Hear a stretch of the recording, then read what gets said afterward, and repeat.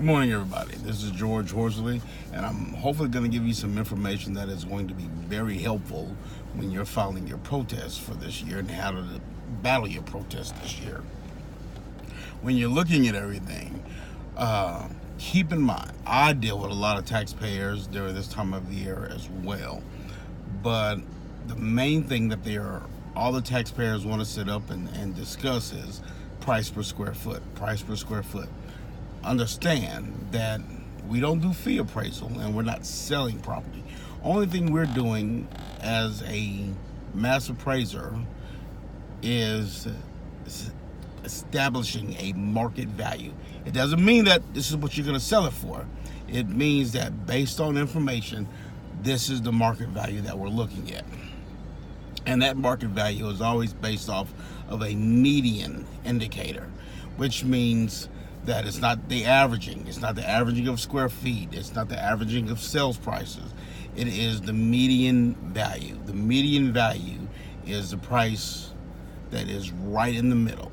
If you have three comps, three comparable sales, one's going to be high, one's going to be low, and one's going to be right in the middle. And that's what we look at as mass appraisal for that area. Understand, price per square foot is not a method we use to determine value. Price per square foot is normally used for realtors to determine value. We don't use that. I talk to taxpayers daily, and first thing they want to say is price per square foot. I don't even discuss it. I don't look at it. I don't even want to talk about it. So when you're looking at that, look at the comps that are more comparable to yours. In some of these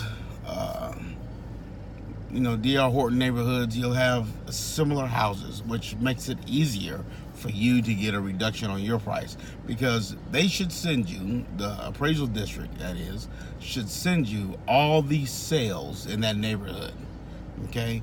And you look on that right there, and they should compare you to like houses. So when you get that sales ratio, start looking at those houses that are close to your square footage. If you are 2,400 square feet, look at the same properties that are like 2,300 or 2,400, okay? Don't look at nothing at 2,700 square feet, because the system's gonna value it out, and it's not fair. I don't look at things like that, and to be fair to everybody, I look at everything around their square footage. So with some of these builder neighborhoods, it's a lot easier to get a reduction versus some of these residential neighborhoods that have been around since 1940. If you're dealing with a neighborhood that is around 1940 build, typically they'll have you in the class, say you have a wood frame house. It's a wood frame, wood exterior, and it'd be like a 3+. So it'd be WW3+. Normally that 3+ is indicative of upgraded interior, upgraded countertops, upgraded kitchen, upgraded bath, flooring, everything that, like a new house. Key thing to remember is that if you can get that 3+ and get it reduced down to a 3-, that is a significant savings right there.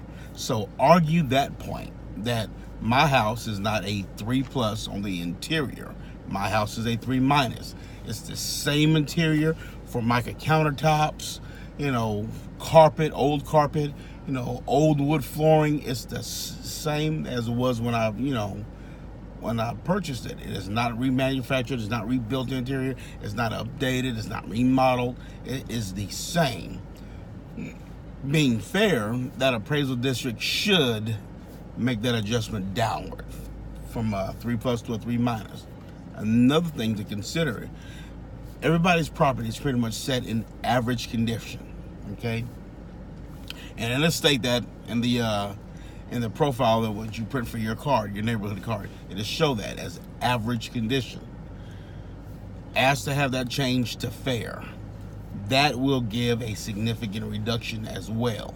So when you're looking at average, houses that are, say, 2002 built or 2000 built up to now, they're more average. If your house is 1934 and it's the same as it was. It has the same electrical, the old galvanized plumbing. Ask them reduce that to fair, because it's only correct and it's only accurate, because you don't have all these updates as in newer houses. So ask them to reduce that to fair. That will also give you a significant reduction. Keep in mind that by mass appraisal, the correct way to do it is look at houses similar to yours in your neighborhood. When you're doing that, there will be a neighborhood code on all the data that they send you. You look at that neighborhood code and you make sure that it all says the same. And how that neighborhood code will look, it'll be MBHD, say 0240 or MBHD 2300. All the comps in your neighborhood should have that right there. Okay, they should have that. If they don't have that, ask to kick it out. If the comps that they're using are remodeled, updated, kick it out. Ask them to kick it out. And you should be able to do this all in your formal. Now, when you go to your, in your formal and also in your informal, you can do that. When you go to your informal, keep this in mind. Ask to watch as they build the comp grid. Because typically with some appraisers, they will only use comps that support the notice value. And I can almost guarantee you that at about 85% of the properties out there that were noticed, there is a reasonable reduction based off comparable comps. I'm almost sure about it. I do it all day long. I give reductions for my taxpayers if it's there.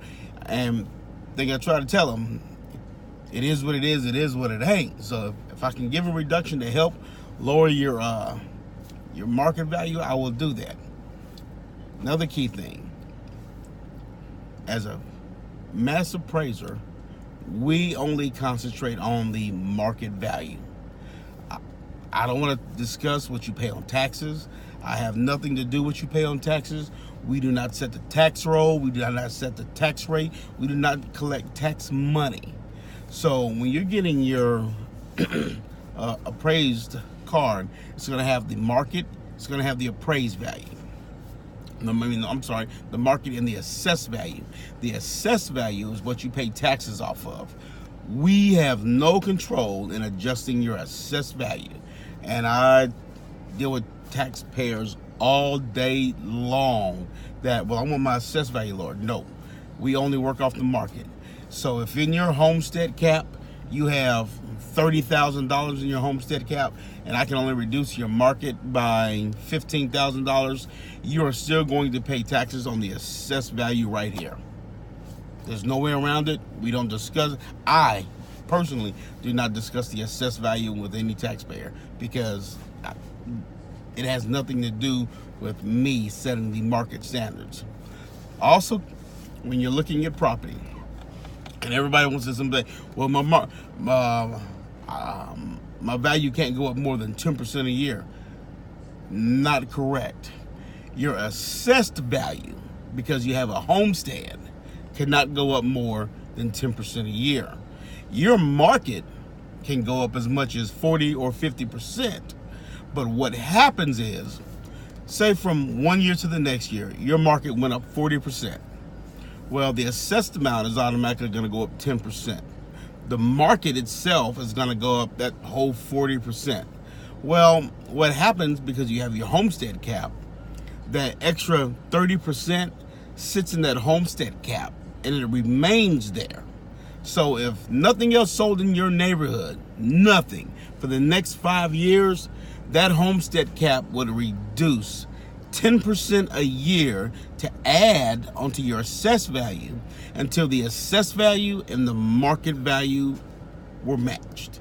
What that means is, if the market shot up to 250, but your assessed is at 180, you have all this right now in the homestead cap, it is going to increase that assessed amount 10% a year from 180 all the way up to 250 until the assessed amount and the market is equal.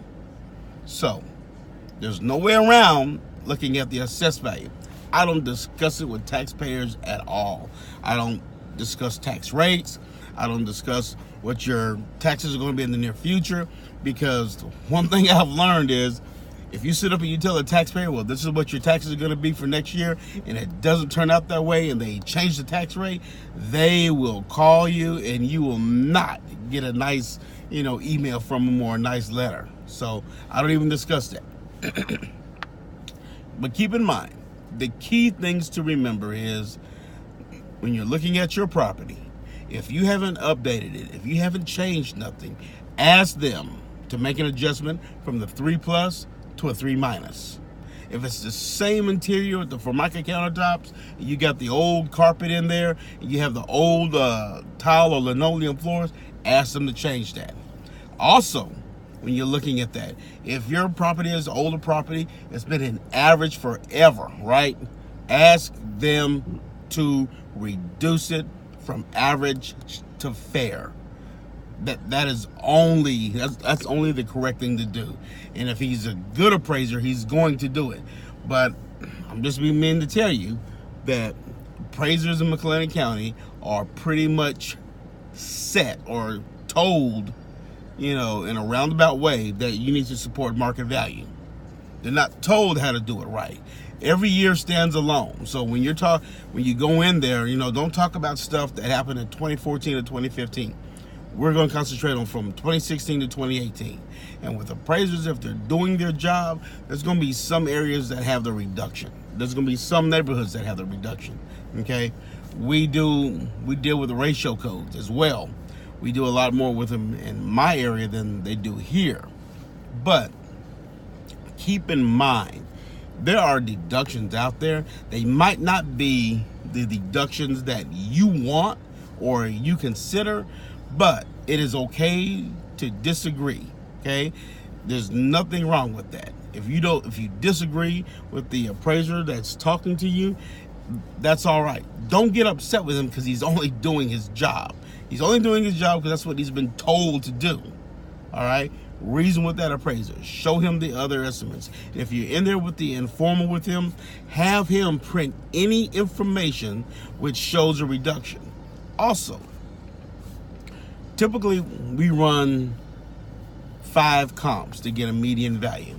There is nothing in the Texas Property Tax Code that says you can't run 2 comps or you can't run 3 comps. It is typically up to the discretion of that appraiser.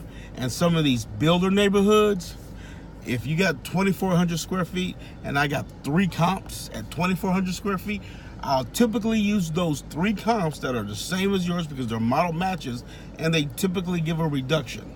So I would urge y'all to look for that in these builder neighborhoods. With that being said, I hope I've given you enough information to seek a reduction on some of your market values for this 2018 year. Y'all have a great day.